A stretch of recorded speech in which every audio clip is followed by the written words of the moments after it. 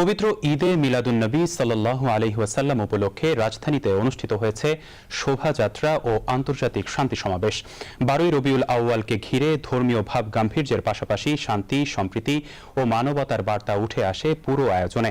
পবিত্র ঈদে মিলাদুন্নবী উপলক্ষে ঢাকা আঞ্জুমানে রহমানিয়া মাইজ ভান্ডারিয়ার উদ্যোগেই আয়োজন করা হয় এই জশ্নে জুলুসের শোভাযাত্রা ও র্যালিটি, যা রাজধানীর বিভিন্ন সড়ক প্রদক্ষিণ করে পৌঁছায় ঐতিহাসিক সোহরাওয়ার্দী উদ্যানে। এতে অংশ নেন সংগঠনটির নেতাকর্মী, অনুসারী ও বিভিন্ন শ্রেণী পেশার মানুষ। পরে বেলা 12টায় ঐতিহাসিক সোহরাওয়ার্দী উদ্যানে অনুষ্ঠিত হয় আন্তর্জাতিক শান্তি সমাবেশ।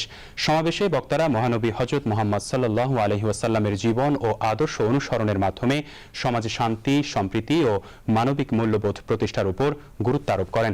অনুষ্ঠানে সভাপতিত্ব করেন আঞ্জুমানে রহমানিয়া মাইজ ভান্ডারিয়ার পীর ডক্টর শাহজাদা সৈয়দ সাইফুদ্দিন আহমদ মাইজ ভান্ডারী।